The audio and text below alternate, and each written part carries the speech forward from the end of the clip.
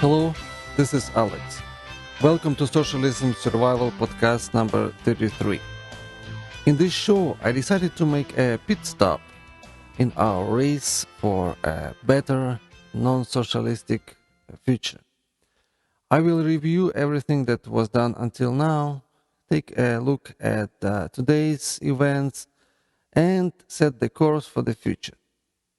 As many new listeners are joining this podcast, I recommend you to go back and listen to all my previous podcasts. In this show, you'll find a roadmap to Socialism Survival Podcast, past and future shows, and I will also discuss the past and the future of this country and socialism. But first, let's do our virtual housekeeping and community organizing. I invite you to check out my website, socialismsurvival.com. That's where you will find all podcasts, if you can't find them anywhere else.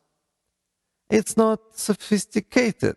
Just click podcast at the top of homepage and listen to all important messages I've recorded for America, but accessible to anyone in the world. In the blog area, you'll find podcast transcripts and show notes combined, plus some images and links. And, as always, the most important request. Please spread the word, introduce others to this podcast and to socialismsurvival.com website.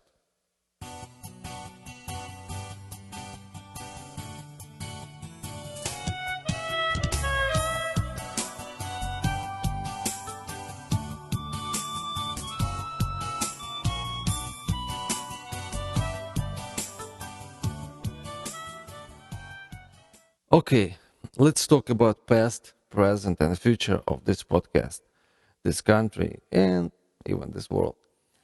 Yes, the world too. This way our international listeners will be also included.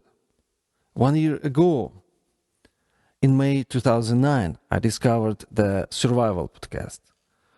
Thanks to its host, Jack Spirko, who suggested that his listeners may do their own podcasts. I got motivated to try it. I had this story based on my life experience. I had recording studio equipment and I knew how to use it, although it was under my desk for many years, collecting the dust. Yes, my experience got covered with a dust too. And now came the time to blow it off. Well, I recorded my first podcast in the beginning of August 2009 and then tried to figure out what to do next. I love to learn things by myself. So after the vacation that followed, I bought socialismsurvival.com domain and learn a lot about how iTunes and Feedburner work and how to publish podcasts.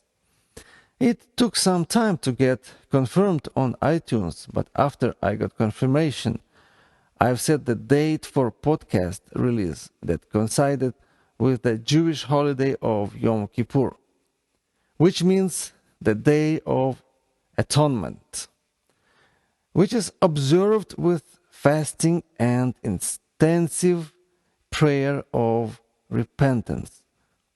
The Lord showed me that those elements are the most important if we are determined to defeat socialism in this country, or at least survive it.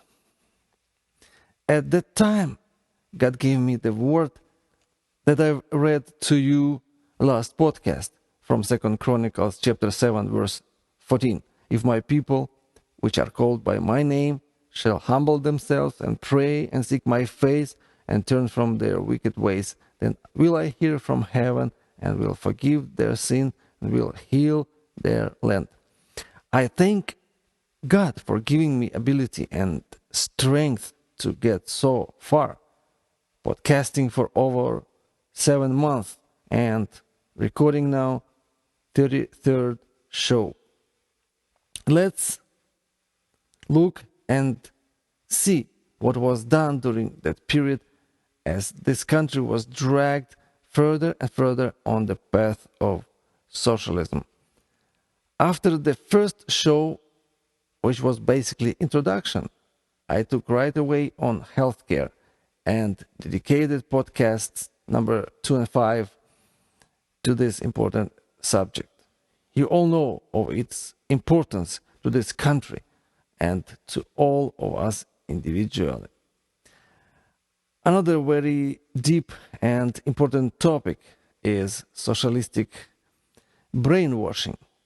Beginning in podcast number 3 on socialistic propaganda, I continued in podcast number 6 on psychopolitics analysis, as well as in show number 10, when I spoke about surviving socialistic education. But even having so many podcasts on propaganda and brainwashing, I feel I barely touched it. I have many more details to tell you how Soviet brain-damaging system worked, especially on children starting in kindergarten. Also, there is more on how measure the level of socialistic indoctrination in yourself and in other people, and how to stay clean and free from it. Because I am absolutely sincere with you, I have to admit there are some subjects I prefer not to disclose now, but I will use it in the future when we will have better exposure with more people reached every day. As for now, let's do together whatever we can to introduce more people to the messages that are already recorded. Soon I'll produce a limited number of CDs with my podcasts, because I believe the message I have must be heard not only by those who have computers and iPods. I know many truck drivers who would be just happy to throw away a CD in their truck players and listen while driving, because they don't have a time to learn how to use all this modern internet stuff. Let me know if that's something that would be interesting for you or for the people you know. I think of it as, in quotes, back to the future, because of current socialist administration attempts to impose a heavy regulations on internet. If they succeed, the immediate distribution like CDs in WAV and MP3 formats, DVDs, will be even more essential for anti-socialist propaganda, or let's call it brain cleanse. Next, especially if you are a new listener, go back and listen to all podcasts that are dedicated to show you how socialists persecute all who disagree with them. Starting with podcast number 8 about Gulag, go to 11 and 12 on how socialists oppress religious freedom. Then go to podcasts number 22, 25, 26, and 27 to hear my personal story of surviving socialistic persecution. There are many podcasts with practical information on self-sufficiency and other things we need to survive in the future. You might find interesting listening to shows number 18 and 29, where I was talking with Johnny Max and the Queen, True Americans, hosts of Self-Sufficient Homestead Show. In the show notes for this podcast on my blog page, for your convenience, I will post the complete list of all previously recorded shows with active links, so it will be easy for everyone to find the show you want to listen. I'll probably put it on front page too. Taking a look at today's events, I'd like to say a few words about the accident on oil rig and Gulf of Mexico and how good is our government in dealing with that situation. You may compare it to the story about Chernobyl catastrophe described in podcast number 31. Wasting 10 days before they started doing something is not a problem for socialists, because that's how long it takes for them to dig into Karl Marx, Lenin, and Alinsky's books to find the answer and make a decision. Instead of making common sense actions, all they care is their ideology. They can forgive themselves when people and ecology are harmed, but they can't forgive themselves doing harm to their ideology, to their brainwashing machine. No, they need to strengthen it. That's why they will spend millions of taxpayers' dollars on socialistic indoctrination camps for children, while their parents struggle to put food on the table. Future of this country is in our children. Socialism sees its future in our children too. Therefore, I believe that the most important fighting is for our children's minds and souls, and for our parental rights. That will define the future of the whole world too. And also, let's not forget the unborn that killed in great numbers in this country. One more thing for the future of Socialism Survival podcast. I plan to have more live interviews on this show. People I plan to interview will include other socialism survivors, some of my listeners, and even some Republican, Libertarian, and independent candidates for coming elections in November.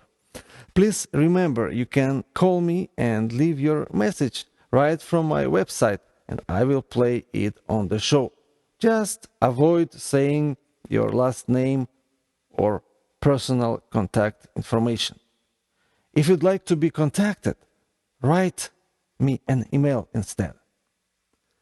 That's almost all for this week. Instead of Russian anecdotes, let me play one of my favorite melodies, composed and recorded by me. Yes, that's my music, given by the Lord to bless your soul. Until next week, when you'll hear again the voice of common sense, your Socialism Survival host, Alex.